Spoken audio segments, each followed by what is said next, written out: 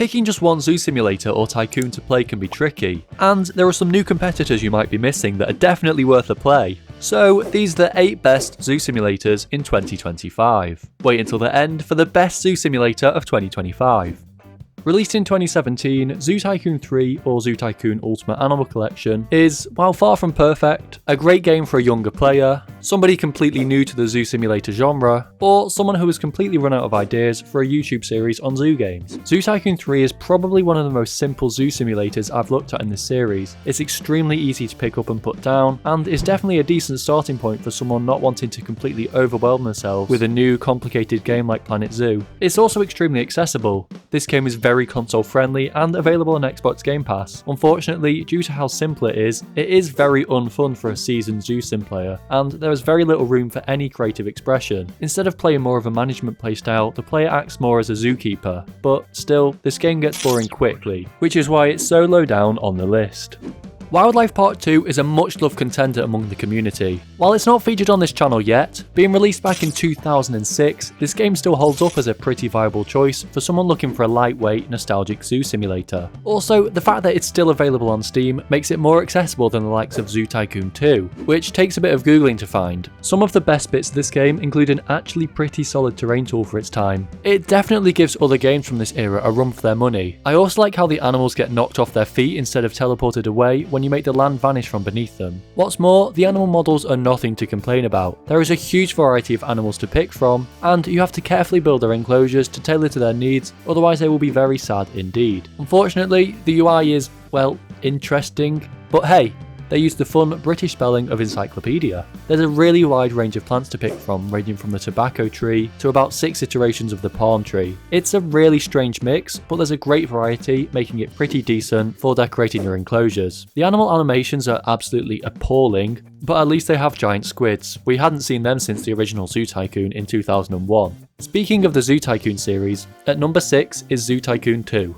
It's definitely going to be controversial to have this game so low down in the list, but there are so many modern games that are just out-competing based on the advance of technology. Nevertheless, Zoo Tycoon 2 definitely has a leg up over other games. For example, there's an enormous selection and variety of animals in Zoo Tycoon 2, and the game itself, despite the endless notifications, is really beginner-friendly and easy to get the grasp of. It's pretty lightweight like most of the games so far in this list, and the animals are pretty realistic. You can host marine shows or go into first person and take on the role of your zookeepers, making Zoo Tycoon 2's huge range of things to do incredibly appealing. Clearly, even in 2025, some of the classics still hold up well against more modern sims, making Zoo Tycoon 2 definitely worth a play. Unfortunately, it was removed from stores, but you can still occasionally find second-hand copies, or if you're feeling adventurous, you can of course go down a slightly different path.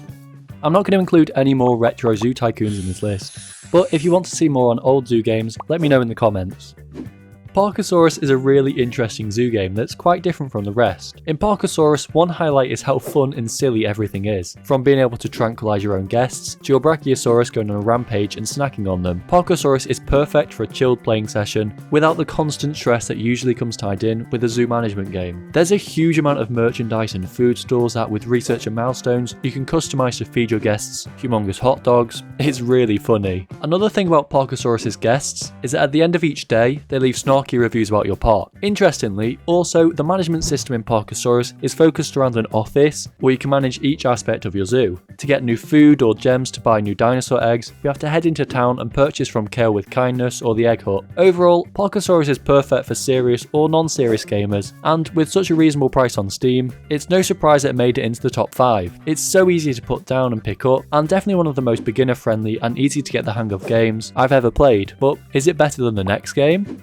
Let's Build a Zoo is, as a game, so much more than it lets on. On the surface, it's a cute 2D tycoon that's simple to get used to, with a friendly interface and in-game objectives to take you through the game really easily while you get the hang of what's going on. But on a deeper level, Let's Build a Zoo is critical of the zoo industry, arguing for further animal protection in captivity due to the exploitation that happens worldwide. It does this through the morality ratings, tracking all of the decisions you make across your zoo, from investments to breeding programs, and even the materials you use for merchandise or ingredients ingredients in park food products. You have to make the active choice whether to give your animals the space they require, unlocking more moral technologies like renewable power generation or recycling plants, or to focus on being a money-hungry corporation, putting your animals second while researching more evil technologies like sewage recirculation or animal slaughterhouses as opposed to euthanasia practices. Not only that, but Let's Build a Zoo features a simple building tool, relatively basic guests, and a brilliant management tool where you have to order new animal foods, start farms to produce your own crops, and manage local transport routes to maximise visitor numbers by collecting as many guests as possible on board your buses. Let's Build a Zoo is an incredible in-depth game, but could it possibly beat Jurassic World Evolution 2?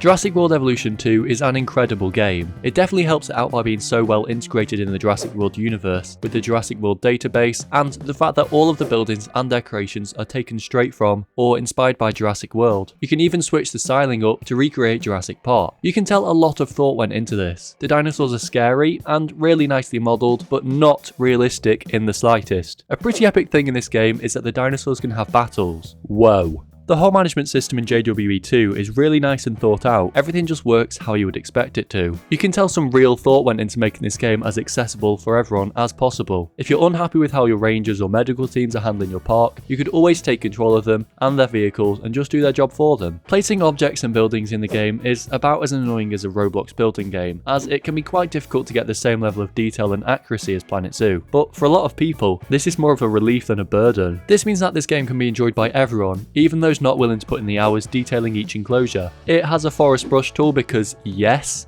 and a relatively clunky but usable terrain tool. Also, there's a huge range of really well integrated attractions like lagoons, housing the mighty Mosasaurus, with really cool moving seated platforms. Finally, despite leaving Game Pass earlier this year, Frontier are practically giving the game away by offering it in a free promotion over on Epic Games for a while, and also at a ridiculously low price on Steam. If you don't already own a copy and have been meaning to give this game a go, now is definitely the perfect time to give it a try before the release of Jurassic World Evolution 3. Hopefully, the third Jurassic World Evolution game's release will put a JWE game even higher in this tier list next time. And let me know in the comments if you would like a full review of JWE 3 upon release. Before we get on to number 2, an honourable mention here is Roller Coaster Tycoon 3, which has featured on the channel before and did include a pretty solid zoo expansion. Unfortunately, it wasn't enough to make it onto the list as a zoo simulator, but with safaris and zoo themed rides, it is a good effort nevertheless. Planet Zoo is probably the most famous and well-known zoo simulator, and with good reason. Planet Zoo gives you super deep control of your zoo, with levels of customizability and creative freedom unlike any other game. You can customize almost anything from creating custom buildings, using construction items, to habitats perfectly mirroring animals' natural environments. Hear me out when I say this, but Planet Zoo is also somewhat beginner-friendly. A lot of players probably skip this step, but Planet Zoo shows you how to run a successful zoo through the career mode, making an extremely complex and often confusing game a lot more simple and understandable for new or inexperienced players. The animals in Planet Zoo have incredibly realistic textures and behaviours. They have a mentality to trust animals in their packs or herds and to attack outsiders, meaning you have to carefully manage your animals across your zoo over time, as the young may be rejected by their pack as they mature. Animals can interact with items really well, and you can create tours and rides to take guests straight into animals' habitats to allow them to get a closer look. That's another highlight of this game, the guests. The guest system is really deep. Guests have a limited budget they can spend that can be topped up at ATMs across your park. You can eject troublemaking guests and their groups, and see their thoughts about your zoo and favourite exhibits. Also, Planet Zoo really shines in educating players through the Zoopedia and education requirements for your zoo, assessed by zoo inspectors. Unfortunately, despite the developer's strong grasp to keep it stocked with new content from the endless DLCs that they keep releasing that I can't stop buying, very soon Planet Zoo is going to be forced to make way for new competitors, like the ever-improving Prehistoric Kingdom. Prehistoric Kingdom is a relatively new name in the space, but it is rapidly becoming one of the best. Prehistoric Kingdom has the best animal models. They're photorealistic, scientifically accurate, and they even feature different versions of models to allow for other interpretations of how dinosaurs looked. You can even customize the texture of their skin, which is way more than most games would ever offer. Dinosaurs can breed with one another when in season, and the species can now join social groups in the ever-expanding list of environments for them to live in. The building tool is insanely good, and you can make almost anything you want with a frankly humongous map you play in. The guests have improved since I last took a look at the game. They're slightly less creepy and random, and you can now see where they're heading to. You can also see their requirements on a per guest basis, or with a nice little heat map for the whole population. Sending dig teams out to collect fossils is still super cool, and when creating new species, you can now see how tall they will be compared to a human, and how they'll look as they mature. Staff management is improving so much, and it's getting easier and easier to manage your zoo, thanks to the ability to now sell large amounts of animals. It's simple to control the prices of your amenities together, but unfortunately you can't charge more than $10 for bathroom use. It's so clear to me how committed the developers are to making this game as amazing as possible, and it's getting to that point so quickly. That's why Prehistoric Kingdom is first on the list. As it is right now, it's more than playable, and the developers are listening to what the community wants, exactly what is needed to make a successful game. I can't wait to continue to watch Prehistoric Kingdom rise to the top. Thank you so much for watching. Let me know what you think about my list in the comments, and while you're down there, leave a like and subscribe. I'll see you in the next one. Bye!